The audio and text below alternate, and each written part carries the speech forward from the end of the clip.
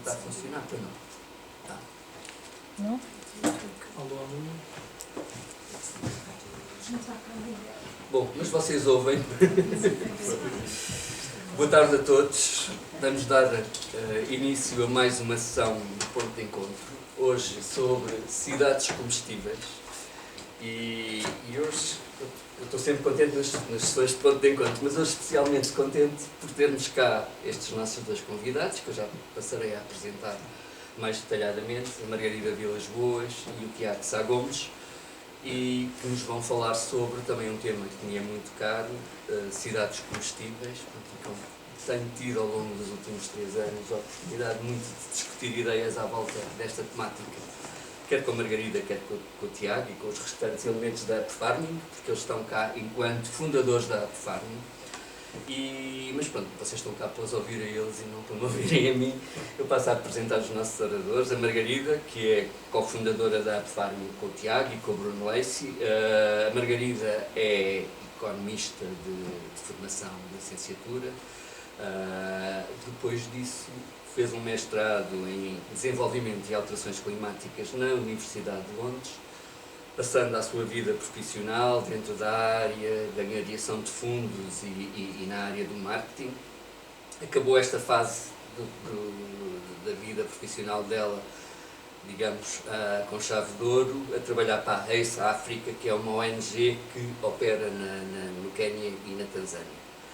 Em 2020, após voltar a Portugal, cofundou a App Farming, que vão saber hoje um pouco mais durante a apresentação, que é uma ONG dedicada à agricultura urbana participativa. Em 2023, a Margarida começou a liderar a iniciativa piloto Horticultura Vertical Solidariedade Horizontal no estabelecimento prisional de Torres Novas em Portugal, demonstrando o seu compromisso com projetos inovadores de impacto social. A Margarida não colocou aqui, eu tomei a liberdade também de partilhar isto com vocês. Pronto, foi uma das mulheres portuguesas referenciadas na obra Mulheres do Meu País, inspirada na obra da Maria Lamas, agora as mulheres do século XXI, e é uma das mulheres reconhecidas pelo seu trabalho, pela sua atividade, conectividade, comunidade, empreendedorismo. Passando agora ao Tiago. O Tiago é arquiteto de formação profissional, foi cofundador do Ateliê Parto em 2016 e conta com mais de 7 anos de experiência em horticultura urbana e desenvolvimento comunitário. Nos últimos 3 anos tem presidido a App Farming, que cofundou com a Margarida e com o Bruno Lacey, e ao longo da sua carreira tem participado ativamente em debates públicos com uma forte enfoque em iniciativas comunitárias e participativas. O seu trabalho une inovação e impacto social, redefinindo os espaços urbanos como polos de educação, sustentabilidade e bem-estar coletivo. Portanto, mais do que este texto, também humilde, o Tiago é um apaixonado e um homem que tem uma capacidade de operacionalizar projetos dentro desta área e também reunir comunidade, e tem desenvolvido um trabalho notável. E agora passava-vos a palavra, não sei quem é que vai começar. Eu só faço sempre um aviso. Esta sala tem 1 hora de encerramento e, portanto, temos que nos disciplinar à hora de apresentação e de dar a oportunidade também às pessoas de conversarem um bocadinho com vocês. Obrigado mais uma vez e agora a palavra é vossa. Obrigado pela apresentação, Vítor. Até acho que esse formato é mais interessante, é nós tentarmos ser relativamente breves na explicação e depois vocês terem a oportunidade também de colocar as vossas perguntas e nós, pronto, se estivermos à altura, de vos dar as respostas. Pronto, não me cabe a mim apresentar o Vítor, mas de facto o Vítor tem sido um cúmplice absolutamente incansável no nosso, vou-lhe chamar, plano maquiavélico para tornar as cidades mais comestíveis. Isso, além de estar muito agradecido à Lisboa Nova e ao Senhor pelo convite, eu queria agradecer, pronto, pessoalmente ao Vítor por todo o trabalho que nos tem dado e oferecido bom grado ao longo dos últimos 5 anos. É de facto muito notável e, Vítor, obrigado. E todo o prazer que colaboro sempre convosco. Pronto, temos tido algumas oportunidades de nos encontrar. Esta tem um caráter muito especial, porque estamos prestes a fazer 5 anos de organização e 5 anos acho que é uma boa altura para fazer uma retrospectiva e tentar perceber de onde viemos e para onde queremos ir. Pronto, e qual é que foi o percurso, no fundo, dos projetos que conseguimos implementar desde então, com tudo aquilo que eles têm de desafiante, menos bom, e com tudo aquilo que eles têm de obra feita e de impacto. Pronto. E, portanto, decidimos chamar a esta apresentação Cidades Comestíveis, que foi exatamente há 5 anos atrás o nosso ponto de partida para a criação deste projeto de índole social. Portanto, o nosso compromisso, como o Vítor já teve a oportunidade de dizer, é de criar projetos urbanos, comunitários, muito ligados à horticultura vertical, mas não só. Portanto, tentamos criar hortas comunitárias que têm por base o sistema de hidroponia vertical, que é o nosso cartão de visita, mas depois tem uma série de outras ferramentas de satélite que já vos vamos falar. Portanto, tentamos montar hortas urbanas comunitárias. Isto começou de que forma? Começou em 2020, quando o Museu de Lisboa convidou, na altura ainda era uma ateliê de arquitetura, o Parto, que ainda existe, para criar uma visão utópica sobre a cidade de Lisboa. É uma visão há 30 anos. E nós, na altura, cruzámos com uma série de pessoas, portanto, é mesmo assim nestas redes aqui, Lisboa é uma cidade relativamente pequena, tivemos a oportunidade de conhecer a Margarida, o Bruno Lassa, que era um empreendedor social de Londres, e montámos aqui uma utopia, que era uma utopia sensivelmente 30 anos, portanto para 2050, em que fazíamos de Lisboa uma cidade mais comestível, daí o nome Lisboa Comestível. O que é que nós fizemos? Qual é que era o propósito? Eu posso falar aqui para o microfone? É? Boa. Vejam, depois digam se não me conseguirem ouvir. Vou tentar projetar a minha voz. Mas qual é que era a ideia? A ideia era tentar pegar numa série de espaços relativamente heterogéneos na cidade de Lisboa, do ponto de vista de programa, entenda-se hospitais, prisões, escolas, bairros, centros culturais, sobretudo, e testar o modelo de produção quilómetro zero. Ou seja, conseguir resolver aqui uma equação difícil de resolver nas cidades, que é dizer, assumir, se estamos com pouco espaço, temos pouco espaço disponível, então vamos tentar crescer na vertical e utilizar, maximizar o espaço da mesma forma que fazemos, por exemplo, com a habitação, não é? Ou seja, os edifícios, esta ideia de vivermos todos em cima uns dos outros, é por simplesmente uma questão de economia de espaço.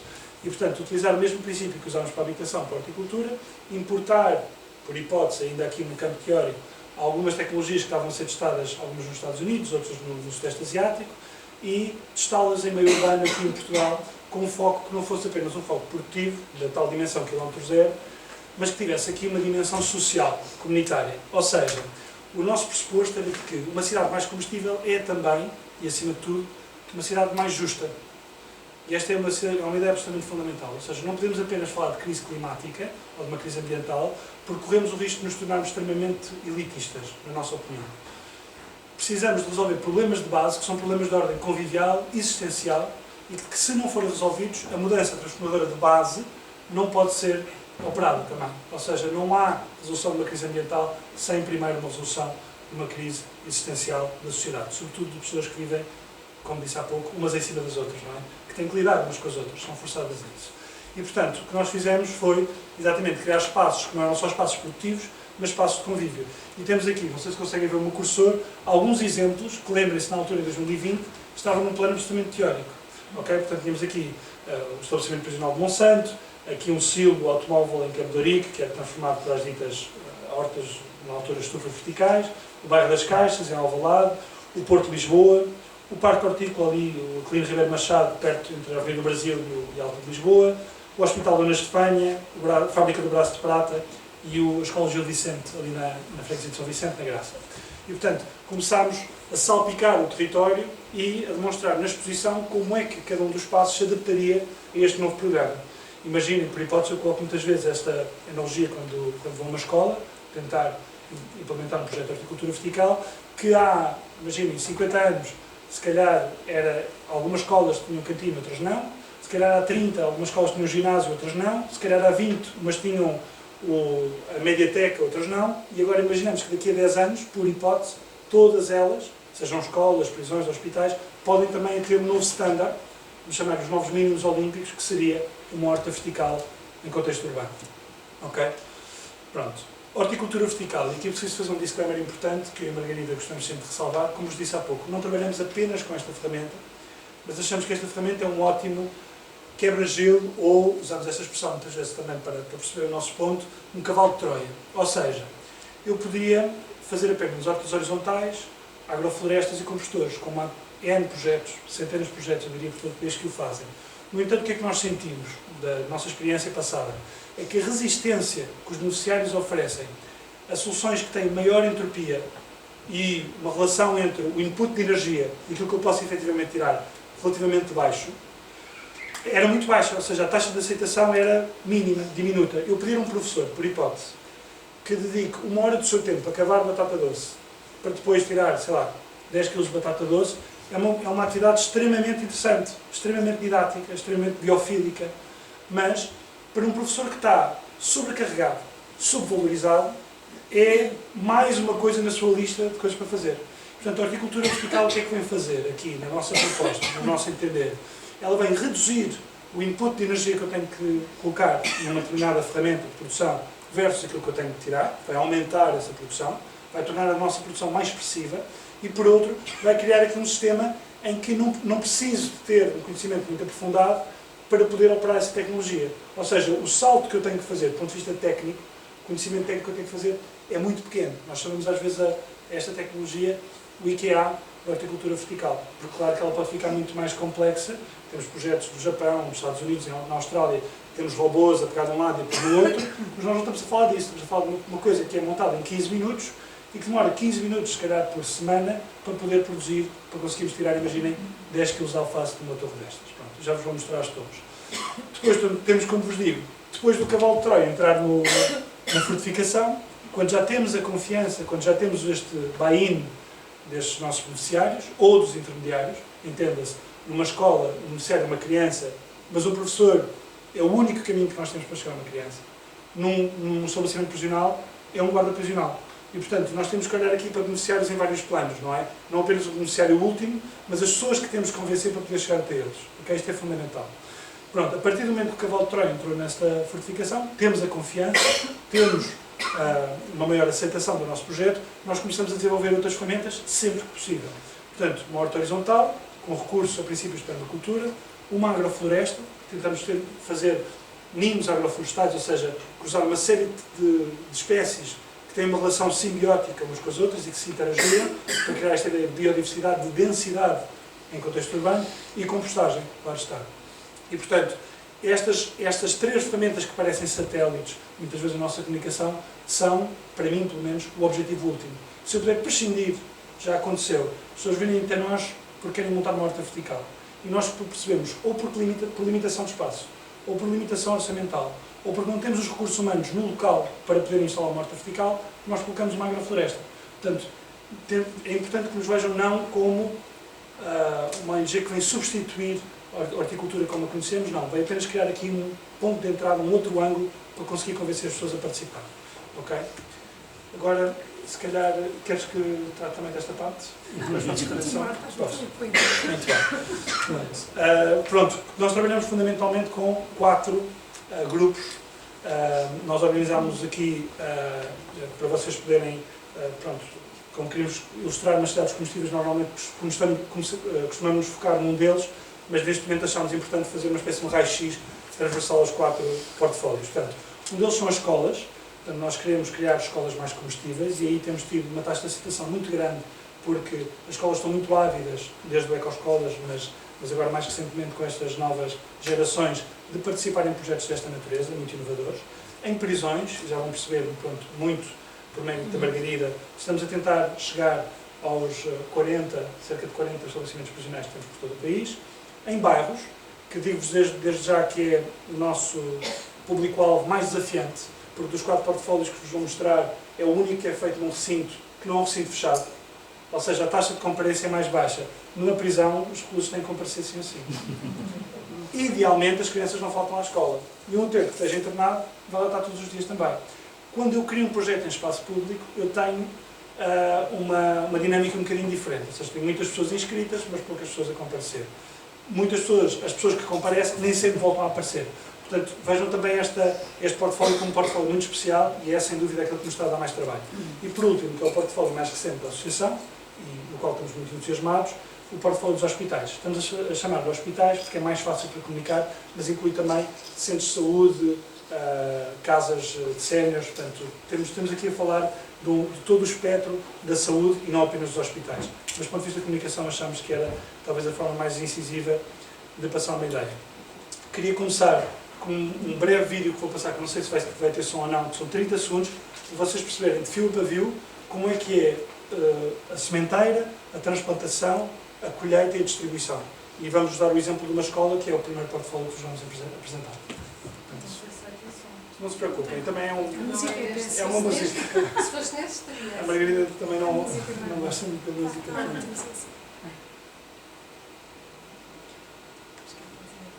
Pronto, aqui vemos as crianças a colocar as sementes naquilo que são a lã de rocha, sobretudo. Aqui já estamos a ver a transplantação, portanto colocam os clipes destas torres, são o sistema vertical hidropónico, que são estes sistemas, e depois deixamos crescer durante um mês, cerca de 4 semanas a 6 semanas, e depois colhem para poder distribuir. Pronto. Aqui vocês veem já a parte da distribuição. Pronto. O que é importante também aqui partilhar convosco, e para depois poder fazer a transição. Nós, transversalmente aos 4 públicos-alvo, temos uma receita que é, de certa forma, transversal e depois adaptada às nuances de cada beneficiário. São elas, conseguirmos aprender com aquilo que cultivamos, portanto, se for, por exemplo, numa escola que faz parte das unidades curriculares ou extracurriculares que são lecionadas, se for numa prisão, estamos a falar de formação certificada. Nós tentamos comer aquilo que produzimos, também, que cultivamos, parece-me justo, não é? Ou seja, já que estamos a passar uma narrativa de quilómetro zero, de consumo local, mais responsável, nós vamos querer também que sejam reclusos, crianças, utentes do Sistema Nacional de Saúde, que eles possam provar aquilo que eles próprios produziram na cantina local. Se for um caso da comunidade, eles distribuem e vão comer nas suas casas.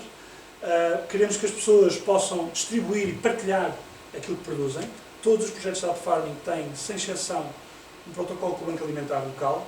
A Margarida já vos fala da prisão, mas, por exemplo, na escola trabalhamos com o Banco Alimentar e com o Centro Paroquial do Campo Grande, que fazem distribuição. Portanto, aqui estamos a sinalizar o quê? Que um cabaz do Banco Alimentar, que normalmente tem produtos não perecíveis ou enlatados, pode passar a ter produtos frescos, que são mais esporádicos, e que estão a sinalizar que não estamos só a alimentar, mas estamos também a nutrir, e em limite. Às vezes colocamos um poema feito por uma criança, uma receita feita por um recluso, estamos também a cuidar. Portanto, são pessoas que estão numa certa situação de paridade, do ponto de vista de fragilidade, com condições diferentes naturalmente, e há um laço de empatia que se cria fora dessa organização, fora desse recinto fechado. Okay? Isto é fundamental. E por último, é o quarto verbo que temos, o quarto vertical, que é desenvolver as comunidades com aquilo que cultivamos. No caso das crianças é o mercadinho na escola, portanto temos um mercadinho numa escola que as crianças podem vender uma alface, como devem imaginar, quando uma criança vende uma alface, vocês pagam 5 euros por uma alface e acham que estão a fazer o melhor negócio da vossa vida. Mas se for, por exemplo, com a comunidade da etnia cigana do bairro das Murtas, nós já estamos a falar de geração de rendimento, emancipação feminina, etc. Portanto, queremos desenvolver as comunidades com aquilo que produzimos. Okay? Portanto, recapitulando, estamos a aprender, a alimentar, a partilhar e a desenvolver. São os nossos 4 verticais que são transversais a todos os portfólios. Começando aqui pela escola, que foi o vídeo que vocês viram, tivemos aqui um projeto piloto muito interessante na EB Dom Luís da Cunha, que foi um BIP-ZIP, portanto um projeto cofinanciado pela Câmara Municipal de Lisboa e pela Junta de Freguesia de Alvalade, que acabou por nos apoiar, tem sido um apoio também incondicional aqui à organização, e que começou em 2022 e ainda continua ativo. Pronto, basicamente nesta escola, em números redondos, conseguimos implantar 30 torres, conseguimos produzir mais de 500 kg por ano de folhosas, são números que estão ainda assim um bocadinho abaixo, por exemplo, do estabelecimento prisional de Torres Novas, mas que em folhosa é muita coisa. Ou seja, se eu vos disser que são 500 kg de peixe ou de carne, se calhar não é tão expressivo, mas a dose recomendada pela OMS de folhosas são 80 gramas. Portanto, 500 kg dá para alimentar muitas crianças, muitas famílias e pronto, e criar aqui muito movimento. Mesmo não seria possível com uma horta horizontal. Por muito interessante que ela fosse do ponto de vista didático, mesmo não seria possível com uma horta horizontal. Plantámos 160 ninhos agroflorestais, sendo que cada ninho tem 4 plantas sensivelmente, estamos a falar de 640 árvores que foram plantadas numa escola que tinha 20 árvores.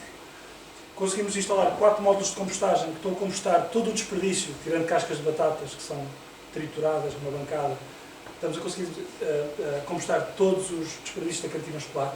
Portanto, acho que é um sucesso. Não compostamos nem carne nem peixe, mas tudo aquilo que são alfaces, espinafres, pronto, e por aí fora. Portanto, tudo aquilo que é compostável, cascas de fruta, etc., está aí para esse compostor, portanto 4 módulos de compostagem, e recuperamos a horta horizontal que estava parada, devoluta, desde 2019. Portanto, estava há 3 anos, montaram, houve as obras não sei se na altura não era parte escolar, mas a escola foi reabilitada em 2019, instalaram, os arquitetos decidiram por lá uma horta, usaram durante, se calhar, 3 meses, e a partir do momento que saiu o professor ou a professora de referência que tratava dessa horta, como tantas outras escolas, a horta caducou. Portanto, as coisas morreram, ficou tapado, nem sabiam alguns professores que tinham lá uma horta. Portanto, recuperámos essa horta. Portanto, estes são os indicadores que nós temos. O resultado é muito interessante porque numa escola, curiosamente, o público mais difícil de convencer não são as crianças, são os professores.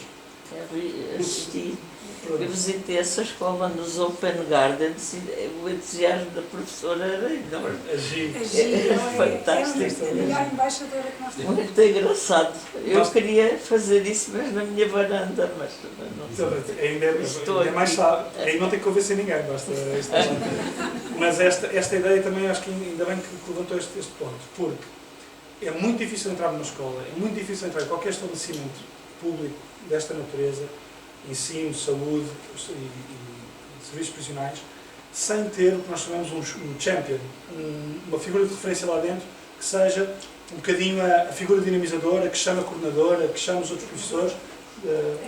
Agregador. Portanto, é um elemento agregador. E, de facto, a professora Jorgelina Mendes foi o nosso elemento agregador, que é uma guerreira que está sempre de um lado para o outro e que cobra os turnos que não conseguimos fazer, convence as professoras que achámos que não conseguimos convencer.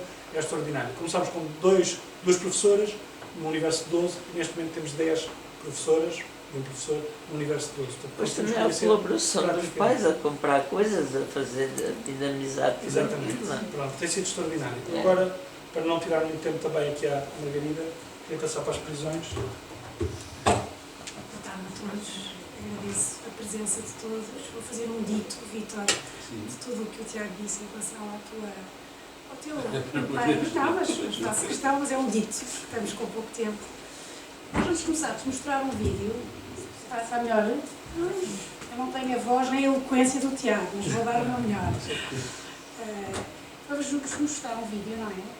Que por acaso este sem som, eu vou tentar fazer aqui uma experiência, vou pôr o som no meu telefone e vamos ver, porque este tem umas mensagens importantes, não é só música, vamos tentar. Experimentar 1, 2, 3, então vai. 1, 2, 3.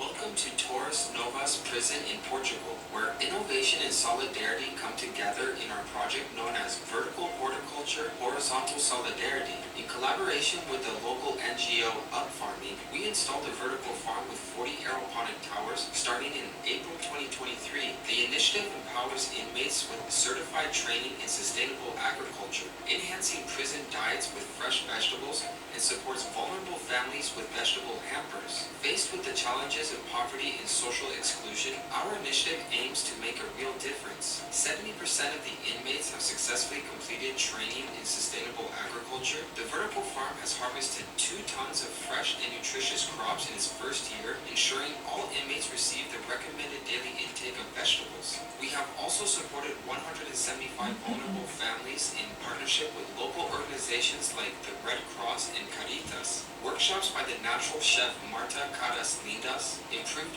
food literacy of both inmates and families, contributing to a positive change in eating habits. Sustainability is at the heart of our project. The municipality of Torres Novas, in collaboration with the prison, is ensuring ongoing funding and technical support for the project. This commitment guarantees lasting benefits for inmates and the local community of Torres Novas. Our project is a new departure in prison rehabilitation and community support. Following the successful pilot project taking place at Torres Novas, the aim is to expand to other prisons in Portugal, including a women's prison and a youth facility in 2024.